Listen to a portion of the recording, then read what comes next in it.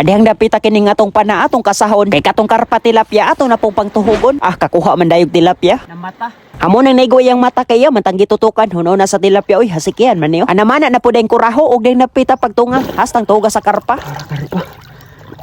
Naulo. Adagan yung kayo unta ni karpa ni atong gipamanaan ang blema lang hastang idlasa. Diha lang sa kaha ay saghawa diha.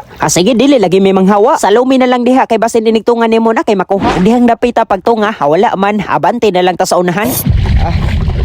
Tinaw kayo ba? Nindot po niya tong ibalhinan kay nay kawayan mo ni ganahan sa karpa silungan. Kay kini man kung karpa basta maudto ganan yun ni sila magpasilong-silong diha sa naydahon o di baka sa bato.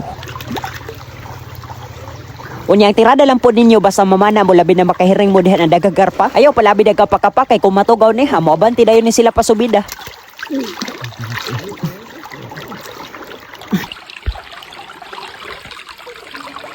Pati janitor apil ay.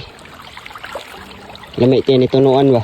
Ug mo ni atong kuha tanan pag ulir niya sa balay ato ning paksiwon. Siya arog di mapuksit ang balibayin tinabahaw na kanon.